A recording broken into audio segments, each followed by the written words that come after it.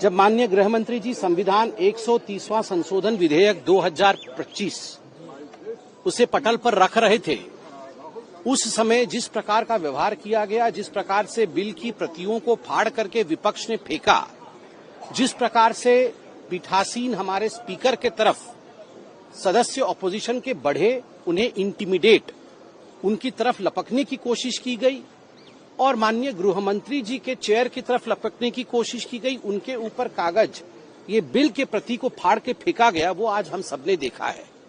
ये आज एक काला अध्याय है जिसको कि ऑपोजिशन ने लिखा है।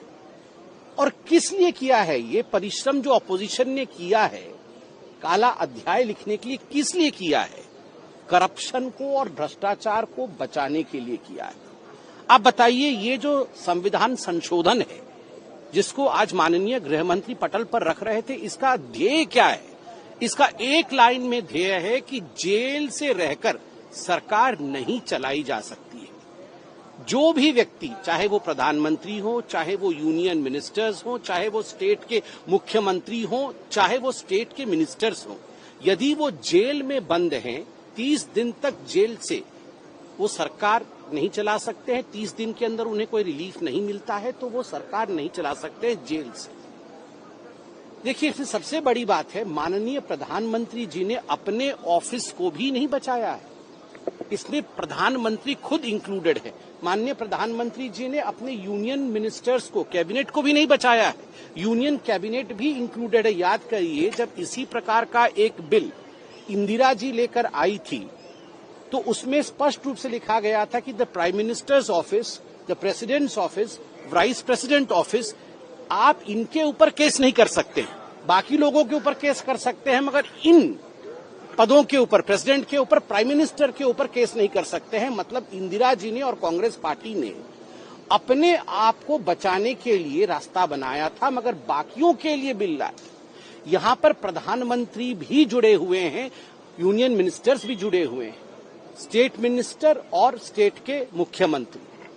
आप देखिए, लालू प्रसाद यादव जी को बचाने के लिए मनमोहन सिंह जी एक ऑर्डिनेंस लेकर आए थे और राहुल गांधी का उस समय का रवैया क्या था आप याद करिए। प्रेस क्लब ऑफ इंडिया में बैठ करके उन्होंने उस ऑर्डिनेंस के कागज को फाड़ करके इस प्रकार से हवा में उछाला था कि मैं तो भ्रष्टाचार के खिलाफ हूं और कोई भी भ्रष्टाचारी व्यक्ति जेल से सरकार नहीं चलाना चाहिए।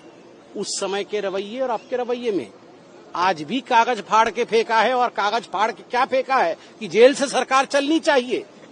ये जो हिपोक्रेसी है, ये जो दो तरीके का सोच है, पहले की सोच दिखावा और अब असलियत, यह हिंदुस्तान देख रहा है। दूसरा विषय मैं कहना चाहता हूं, लालू प्रसाद यादव जी को भी जेल हुआ, उन्होंने भी इस्तीफा दिया।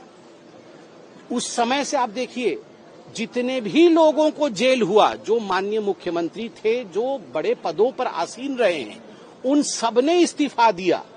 मगर कुछ महीनों पहले दिल्ली में आपने देखा, 2 लोग ऐसे थे जिनको जेल हुआ और जेल से रहकर उन्होंने सरकार चलाई, इस्तीफा नहीं दिया। जब इस विषय को लेकर कोर्ट में लोग गए तो कोर्ट ने क्या कहा? दिल्ली हाई कोर्ट ने कहा, इसमें हम कुछ नहीं कर सकते हैं क्योंकि देश में ऐसा कोई कानून नहीं है कि जेल से सरकार नहीं चल सकती है। ये नैतिकता का विषय है। नैतिकता के आधार पर दिल्ली के मुख्यमंत्री ये तय कर ले कि जेल से सरकार चलाना है या नहीं चलाना है। आज देश से हम पूछते हैं कि नैतिकता क्या है? क्या देश जेल से चल सकती है? नहीं चल सकती है। यही ये विधेयक कहता है, जिसको फाड़ करके हमारे स्पीकर के साथ दुर्व्यवहार करने की कोशिश की गई। वो स्पीकर सबके हैं। और माननीय गृह मंत्री के साथ जिस प्रकार का आज व्यवहार किया गया है, जिस प्रकार सदन की मान्यता को खंडित किया गया है, यह अपने आप में लज्जाजनक है।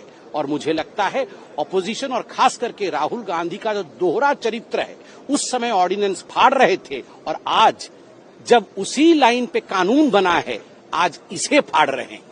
तो आज राहुल गांधी और ऑपोजिशन को जवाब देना चाहिए कि आखिरकार वो भ्रष्टाचार के साथ क्यों खड़े हैं। इसमें आपको मैं बता दूं कि बहुत स्पष्टतः ये कानून कहता है कि अगर 30 दिन के अंदर आपको रिलीफ मिल जाता है तो आप 31वें दिन आप आके फिर से अपने पीठ पर बैठ सकते हैं। आप फिर से मुख्यमंत्री, प्रधानमंत्री, मंत्री बन सकते हैं रिलीफ मिलने पर। क्या आपको देश के कोर्ट्स पे भरोसा नहीं है? क्या आपको सेशन कोर्ट पे भरोसा नहीं है? क्या आपको भरोसा नहीं है हाई कोर्ट पे? क्या आपको भरोसा नहीं है सुप्रीम कोर्ट पे? क्या आपको लगता है कि सुप्रीम कोर्ट अगर आपको लगता है कि आपका अरेस्ट गलत तरीके से हुआ है तो क्या उस पे स्टे नहीं लिया जा सकता? क्या आपको बेल नहीं मिल सकती है? क्या हाई कोर्ट आपको स्टे नहीं दे सकती है? क्या एफआईआर स्क्वैश नहीं हो सकता है अगर आपको लगता है आपके साथ पक्षपात हुआ है? क्यों आप देश के कोर्ट पर भरोसा नहीं करते हैं?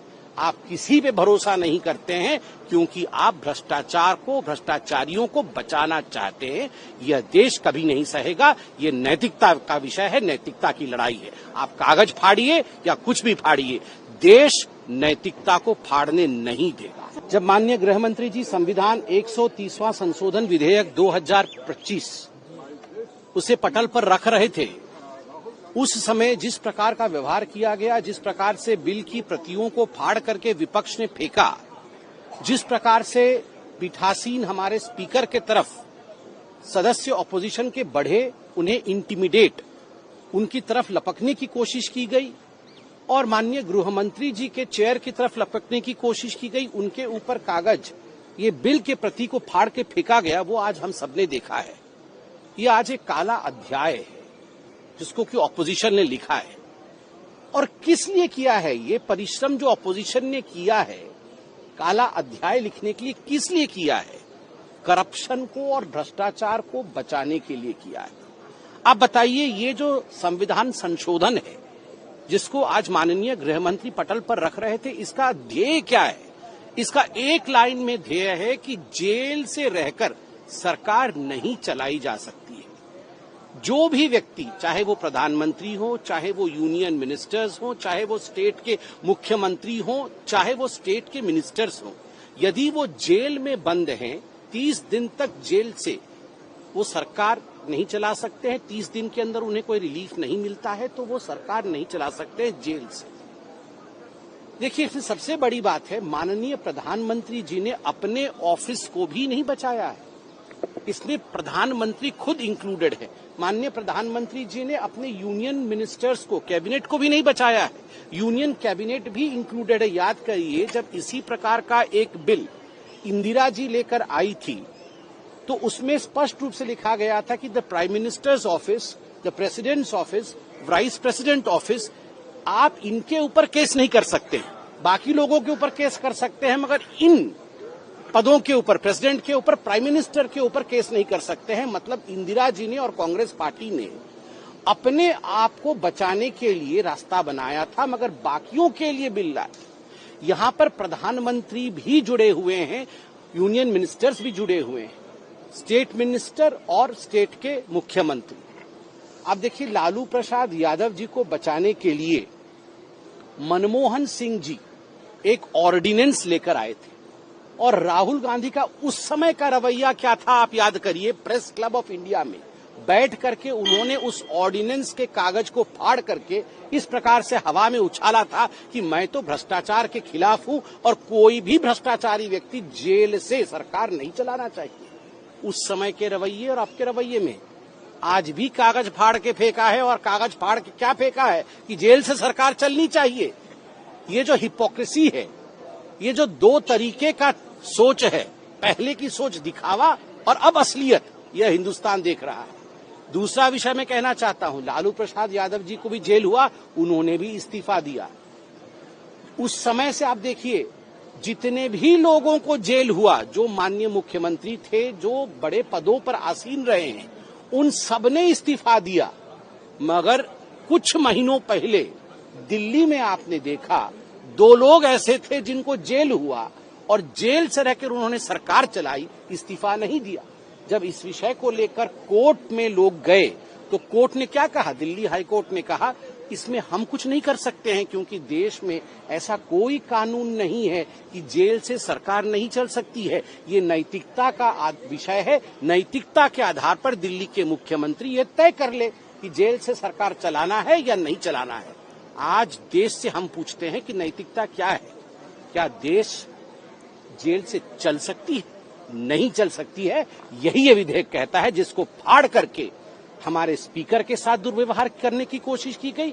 वो स्पीकर सबके हैं, और माननीय गृह मंत्री के साथ जिस प्रकार का आज व्यवहार किया गया है, जिस प्रकार सदन की मान्यता को खंडित किया गया है, यह अपने आप में लज्जाजनक है। और मुझे लगता है ऑपोजिशन और खास करके राहुल गांधी का जो दोहरा चरित्र है, उस समय ऑर्डिनेंस फाड़ रहे थे और आज जब उसी लाइन पे कानून बना है, आज इसे फाड़ रहे हैं।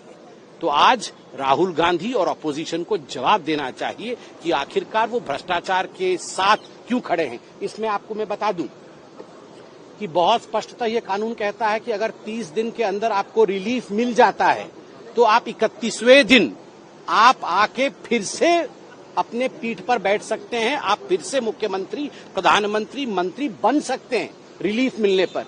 क्या आपको देश के कोर्ट्स पे भरोसा नहीं है? क्या आपको सेशन कोर्ट पे भरोसा नहीं है? क्या आपको भरोसा नहीं है हाई कोर्ट पे? क्या आपको भरोसा नहीं है सुप्रीम कोर्ट पे? क्या आपको लगता है कि सुप्रीम कोर्ट अगर आपको लगता है कि आपका अरेस्ट गलत तरीके से हुआ है तो क्या उस पे स्टे नहीं लिया जा सकता?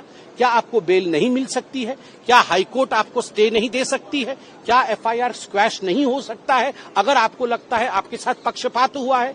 क्यों आप देश के कोर्ट पर भरोसा नहीं करते हैं? आप किसी पे भरोसा नहीं करते हैं क्योंकि आप भ्रष्टाचार को, भ्रष्टाचारियों को बचाना चाहते हैं। यह देश कभी नहीं सहेगा। ये नैतिकता का विषय है, नैतिकता की लड़ाई है। आप कागज फाड़िए या कुछ भी फाड़िए, देश नैतिकता को फाड़ने नहीं देगा।